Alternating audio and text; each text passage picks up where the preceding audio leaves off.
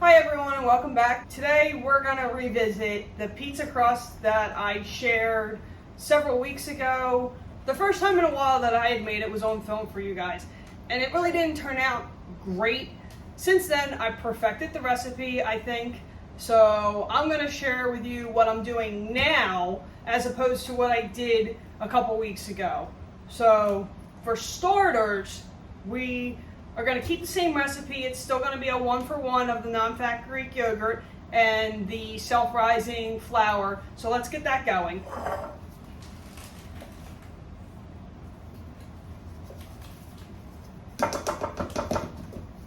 One cup of the self-rising flour, and then we're going to add in 1 cup of the non-fat Greek yogurt. So last time when I made this, I made an assumption, you know what happens when you assume things, that the recipe was correct in calling out the 1-for-1. It is, but it isn't. The dough is going to be really sticky if you don't go and add just a little bit extra flour once you start getting it mixed together and go to roll it out. You definitely need more flour. It's not going to work real well if you don't add just a little bit of extra flour on your hands, on the rolling pin, on the countertop. I don't know what I was thinking when I did it last time, but all doughs need extra flour when you roll them out. They just do. And I didn't do that. So because I didn't do it, it was really, really sticky and didn't stretch great. So since then, I've made this multiple times now, because it seems to be a hit here at the house. And I've figured out the best way to do this. So that's what I'm going to show you today. Still same thing, you want to make sure you mix it all in. Everything is well incorporated. You'll see it's the same concept that, you know, when the dough starts to stick and you want to make sure you get all the flour mixed in. We also are changing up the fact that I'm not making my own sauce tonight. I'm using a pre-made pasta sauce because it's easier and it's what I have on hand, and it's what we had pasta the other night, so it's left over. It is a sauce that's an olive and garlic flavored sauce. It lends itself well to pizza sauce. So because of that, that's what we're going to use. I'm not going to make my own sauce tonight. You see, the dough's looking pretty good. Still, you know, it's still sticking. It's still a little sticky to my hands, but not a huge deal. Okay, now that looks like we got it all pretty much picked up, you're going to take your ball of dough, and you want to have a nice clean countertop. So I cleaned my countertop before we started the video here. You want to take a little bit extra of the self-rising flour and sprinkle it on the counter. So you want to try and spread it out to about what size you think it's gonna roll out to. Okay? And then spread it around. Getting flour on both sides and start pressing it out slowly. Try and kind of keep it in the right shape as you're pressing it and picking up all the extra flour. And then once you get it to a good size, it's not too bad. Okay, now what we're going to do is now we're going to start rolling it. Same thing. You want to put flour on your rolling pin. Okay, so now that we got our flour, we're going to start stretching this out. I'm going to do this on my large baking sheet. So what I did before we started, I took some 9-stick cooking spray and I sprayed the sheet, and I heated my oven, preheated it up to 350 degrees. Once we get this spread, we want to make sure it's not sticking to the countertop. So as we're doing this, mine has started to stick a little bit. So we're going to throw a little bit more flour down here. And I'm going to roll it over actually and roll out the other side. You can see it's ripping. It's still a soft dough. So, okay, we're going to make sure we have enough flour to keep the pin from sticking and keep it from sticking to the countertop. If it feels like it's sticking, move it around. You don't want it to stick because that's just making it really difficult to get it into the pan. So, again, we're just trying to roll it out and make it thin. It's not going to get super thin because then it does start to tear. But I roughly know how big I need to make this.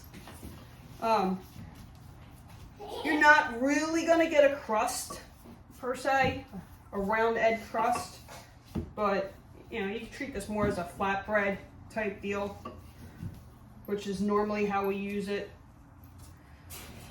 So, this looks to be pretty close. Just judge it. You take a sheet pan, kind of look over it. I mean, that looks about the right size of my sheet pan. So, once we think we have it to be the right size, and this is how I like to do it.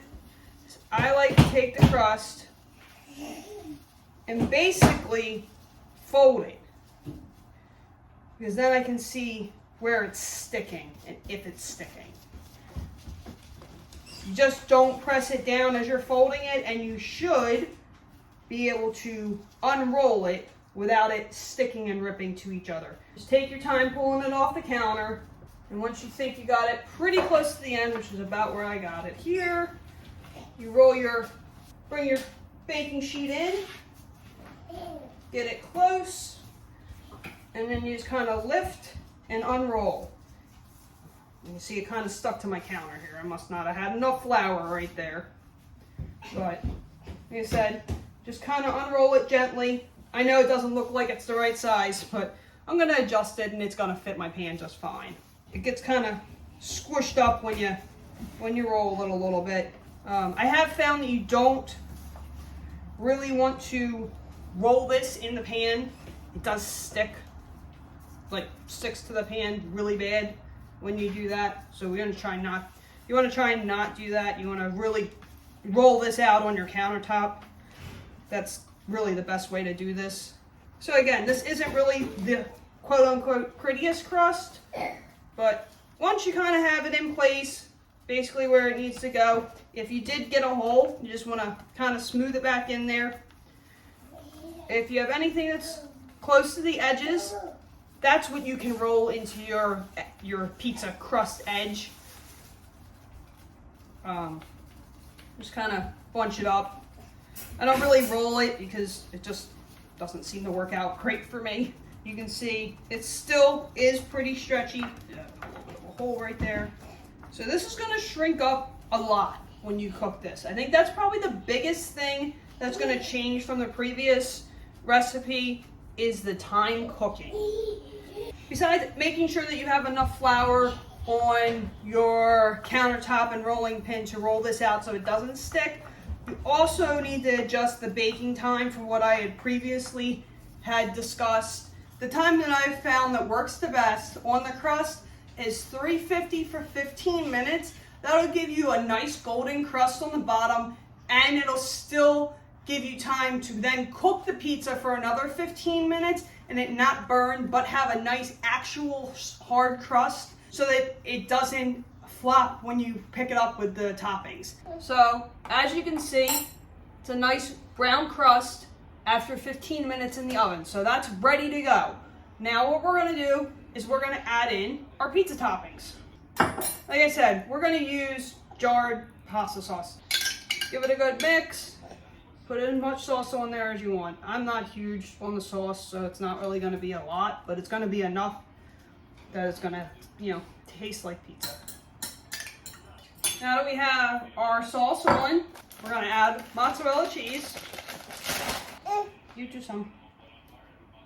All right, and then in this container tonight we have some sliced mushrooms, green peppers, onions, and then chicken thighs that we had the other night for dinner. What was left over, so I just diced them into bite-sized pieces, and we're gonna put that on the pizza as well. So we're having a little bit of mixed vegetable chicken pizza. Then once this comes out of the oven and we're ready to eat, what we're gonna do as adults is add some Texas Pete hot sauce and also some ranch dressing.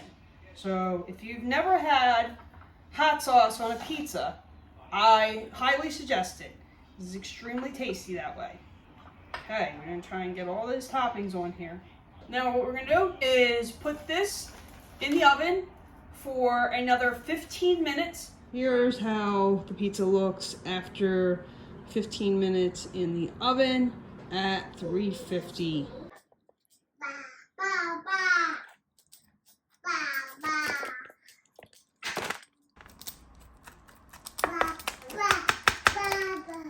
So there we go. You cut into 9 slices. And as you can see, the crust is perfect. It's got a nice brown to it. And we got a little ranch and hot sauce on top. That is what I call a perfect pizza crust. Bon appetit. If you enjoyed today's video, don't forget to like and subscribe to my channel.